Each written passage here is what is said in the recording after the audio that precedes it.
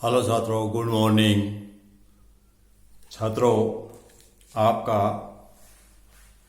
नए स्कूल में, नई क्लास में और नए सेशन में हार्दिक स्वागत है। मैंने नई क्लास इसलिए आपकी 8th क्लास तक आप मिडिल स्कूल में पढ़े हैं और 9th क्लास में आप उच्च विभाग में आपका एडमिशन हो जाता है। और इन ऑनलाइन क्लास को देखते हुए, इस समय को देखते, लॉकडाउन को देखते हुए हम स्कूल में आपस में नहीं मिल पा रहे हैं और स्कूल का काम बाधित हो रहा है। इस पर्पज को देखते हुए ऑनलाइन एजुकेशन ने एक मुहिम छेड़ी कि वो आपके लिए घर से ही पढ़ाए। घर से ही हम आपके लिए वीडियो बनाकर भेज रहे हैं, इसको देखकर पढ़ें, पूरी कोशिश करें, नियमित रूप से आप देखते रहें। आज से आप लोगों की पहले पाठ की पहले टॉपिक इतिहास के साथ आपकी क्लास शुरू होती है। तो प्यारे बच्चों, बड़ी उम्मीद और आशा के साथ आपसे उम्मीद भी करता हूं कि आप पूरा का पूरा काम हर रोज के रोज करते रहेंगे, वीडियो देख के अपना काम करेंगे। तो 9th क्लास एसएस में मैं आपका 9वीं कक्षा के एसएस का अध्यापक हूं। तो आप मेरे द्वारा भेजी हुई एसएस की वीडियो देखेंगे और रेगुलर काम करेंगे। जब तक हमारे स्कूल नहीं खुलते हम इसी माध्यम से काम करेंगे। आप हर रोज वीडियो देख करके, किताब को पढ़ करके, जो अभ्यास के प्रश्न मैं डिस्कस जिन प्रश्नों पर करूंगा, मैं सिर्फ अभ्यास के प्रश्नों पर डिस्कस करूंगा। आप उन प्रश्नों को लिखेंगे, अपनी कॉपी में लिख कर रखेंगे और जब भी हम क्लास में आने का मौका मिलेगा तो आपकी कॉपी चेक कर लेंगे। तो बच्चों, आओ आज स्टैंड करते हैं 9वीं क्लास की समाज की पहली कक्षा। और हम सामाजिक में एक बात बताना यहाँ जरूर चाहूंगा कि बच्चों, आप 8th क्लास से 9th क्लास में हैं, आपको पता हो नहीं हो तो आपको बता देता हूं कि आपके एसएस के 4 पार्ट होते हैं। पहले भाग में इतिहास, दूसरे भाग में भूगोल, तीसरे भाग में नागरिक शास्त्र और चौथे भाग में अर्थशास्त्र। इस प्रकार 4 भागों में आपकी सामाजिक की बुक बटी हुई है। और हमारा पहला भाग है इतिहास और उसका पहला पाठ का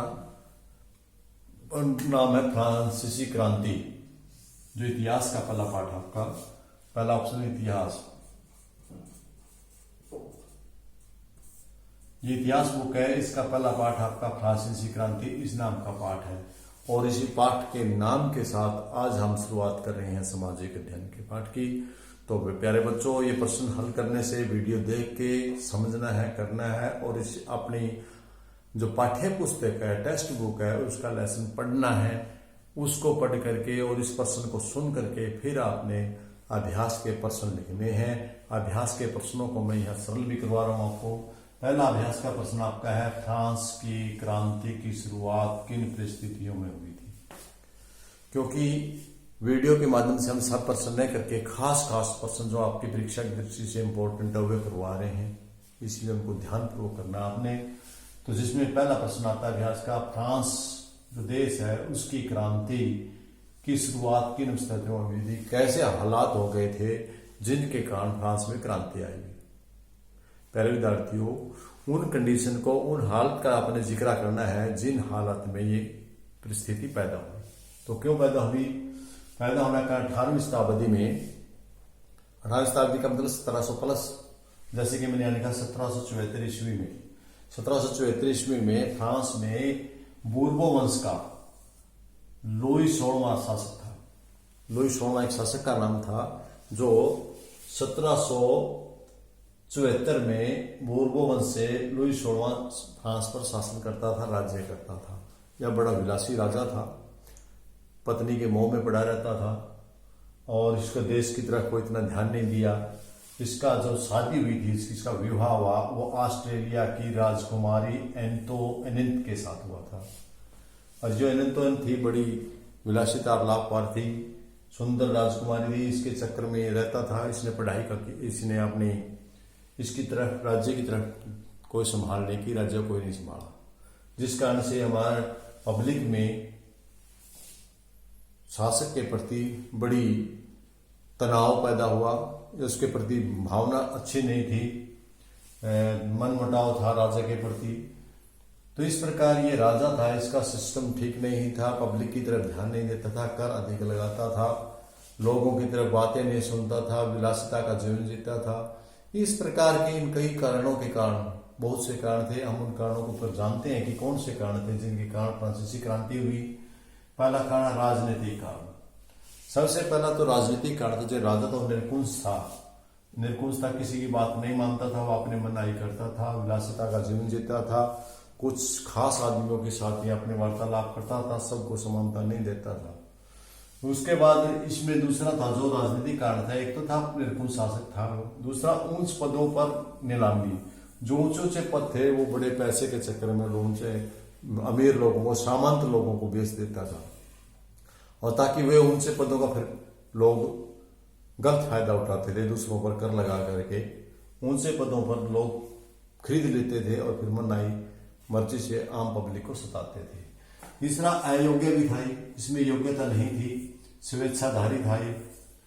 स्वेच्छाधारी के साथ साथ, स्वेच्छाधारी का मतलब होता है अपनी इच्छा के अनुसार, किसी की सलाह नहीं मानना, अपनी इच्छा के अनुसार काम करना, जबकि काम भी अयोग्य भी था। योग्य भी नहीं था, चलो अपने योग्य है तो कम से कम अपनी इच्छा से काम कर लेगा, लेकिन अयोग्य था, राजा करने के लायक नहीं था, विलासिता का जीवन बिताता था। जैसा कि मैंने बताया आपको, ये इसके राजनीतिक कारण है। राजा के असीमित अधिकार, राजा के ऊपर कोई नियंत्रण नहीं था, किसी कमेटी का या समिति का, किसी का भी कोई ना, सारे अधिकार राजा के एकांत के हाथ में थे। इसलिए राजा राज्य की तरफ ध्यान नहीं दे रहा था, तो आम पब्लिक थी, लोग थी, तो उसके प्रति तनाव था, प्रति अच्छी भावना नहीं थी। ये जिनके जो आगे चल करके राजनीतिक कारण बने, ये जो हमारे निरंकुश शासक, उच्च पदों की निगरानी, स्वेच्छाधारी, अयोग्य, विलासिता, राजा, ये हमारे राजनीतिक कारण में आते हैं। इसके बाद सिर्फ ये राजनीतिक कारण नहीं थे क्रांति आने के, फ्रांसीसी क्रांति आने के कारण सामाजिक कारण भी थे। सामाजिक कारण क्या थे? समाज के अंदर आम जनता ज्यादा थी, जिसमें किसान, व्यापारी, अध्यापक, छोटे मोटे जितने भी हैं वो, और दूसरे काम, अपना काम चलाने वाले लोग, ये लोग आते थे आम जनता में। और इस जनता पर इन्होंने कर लगाया हुआ था, सबसे ज्यादा कर इन जनता पर लगाया हुआ था। तो इसके साथ साथ नंबर 2 में वो चर्च द्वारा कर लगभग 1/4 भूमि चर्च के पास थी, और सारे के ऊपर कर कौन लगाती थी? चर्च लगाती थी। चर्च मन मर्जिया कर लगाती थी इसके ऊपर, जिसके ऊपर कोई अंकुश नहीं था। तीसरा सामंतवादी। तीसरा क्या था? सामंतवादी। जो सामंतवादी क्या होता है कि बड़े बड़े लोगों को पद थे वे राजा के द्वारा बेच दिए जाते थे, या पूरा एरिया का एरिया किसी एक आदमी को दे दिया जाता था, वो सामंत कहलाता था। और वो आगे भूमि जिम्मेदारों को न देकर के, बल्कि वो छोटे छोटे किसानों को दे देता था, और उनसे मन आया कर वसूल करता था। कहीं एक जगह लिखा भी है कि लगभग फसल के 6 हिस्से करके किसान को 1 हिस्सा दिया जाता था, बाकी 5 हिस्से इनके द्वारा छीन लिए जाते थे। तो इससे किसानों का बड़ा शोषण हुआ था। तो इसके कारण से भी पूरे के पूरे फ्रांस में असंतोष की भावना फैली हुई थी, और क्रांति को जन्म देने का कारण बनी। तो इस प्रकार आपने देखा कि राजनीतिक कारण भी फ्रांस की क्रांति को जन्म देने का कारण बनी, राधा सामाजिक कारण भी थे जो बने, उसके साथ साथ उसमें आर्थिक कारण भी थे। आर्थिक कारण क्या थे? विलासिता का जीवन। जैसे कि हमने पहले बताया कि राजा था, बड़ा विलासी जीवन बिताता था, राजमहलों में रहना, नौकर दासियों के साथ रहना, नौकर दासियां रखना, किसानों जिम्मेदार लोगों की बात को न सुनना, इस प्रकार की बातें थी, जिस वजह से देश के ऊपर बहुत ज्यादा बोझ बढ़ गया, राज्य बहुत खजाने खाली हो गए, और खजाने खाली होने के कारण उसने और लोगों पर कर लगाने के लिए लगाए, जिसके कारण लोगों में असंतोष की भावना फैल गई और फ्रांसीसी क्रांति का जन्म देने का कारण बने। अगला सामंतों व चर्च पर 6% पर कर नहीं। दूसरा, जो लोग राजा के करीबी थे, सामंत थे, उन लोगों को बड़े बड़े लोग जागीर सौंप दी, या और चर्च को जमीन दे दी। जो जैसे कि मैंने पहले बताया, 1/4 फ्रांस का 1/4 हिस्सा अकेले चर्च के अधिकार में था। इसका सामंतों को 60% भूमि दे दी, और इस पर कोई कर न लगाया जाता था, बल्कि ये किसानों पर कर लगाते थे। इस प्रकार किसानों को डबल करों की मार सहनी पड़ती थी, गरीब लोगों को सहनी, व्यापारियों को, हर प्रकार का समाज सामंत को छोड़ के और चर्च को छोड़ के हर सामंत असंतोष की लहर में डूबा हुआ था। राजा के प्रति कोई अच्छी भावना ना होकर के बुरी भावना थी, उससे पूरी तरह से तंग थे, तनाव में थे।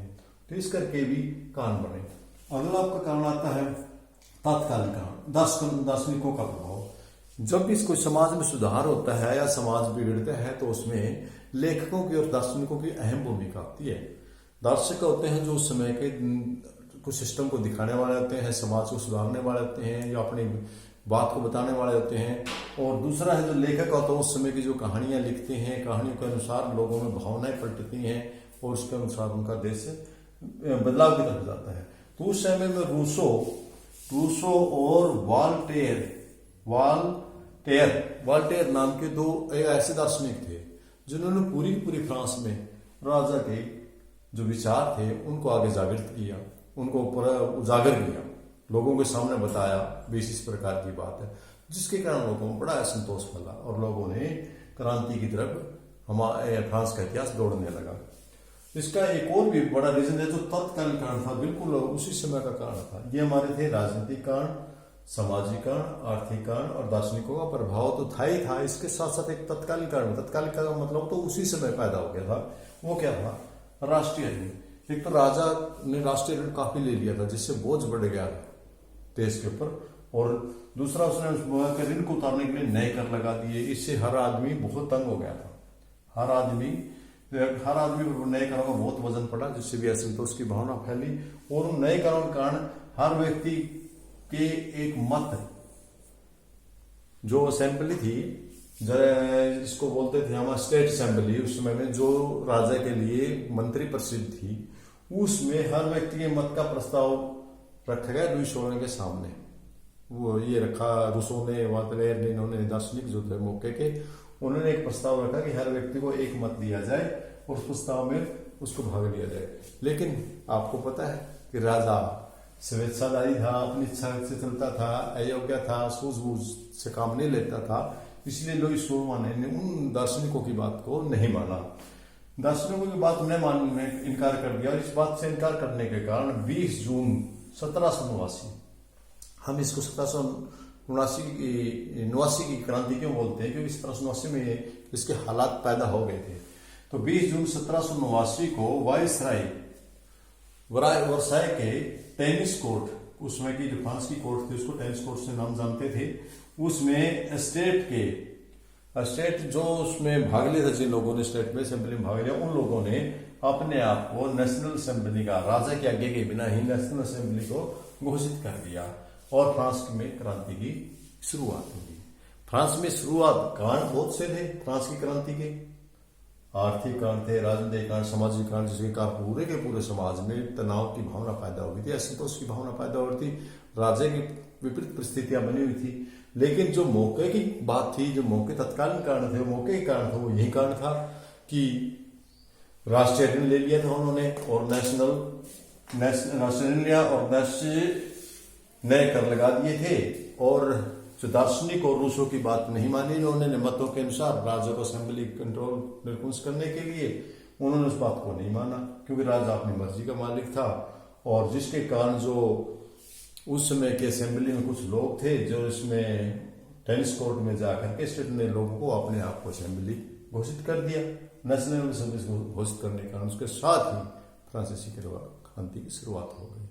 तो बच्चों आज के लिए इतना ही काफी आप लोगों के लिए, तो आपने यही करना है। और आज जैसा कि आप शुभ मुहूर्त कर रहे हैं 9वीं क्लास में एसएसटी क्लास का, तो बेटा इसको पहले प्रश्न को आपने किताब में अच्छी तरह से पढ़ भी लेने हैं चैप्टर, और फिर इस प्रश्न को पढ़ना भी है। मैंने समझाया उसी प्रकार समझ के फिर इसको बड़े अच्छे ढंग से लिखना है, अपने प्रश्न लिखना है, उत्तर लिखना है, फिर उसके कारण एक एक कारण लिख के फिर उसके सब पॉइंट लिखने हैं। पहले बड़ा पॉइंट लिखना है, मेरे पास तो यहाँ बोर्ड में जगह छोटी है, आपके पास तो काफी पेज होंगे।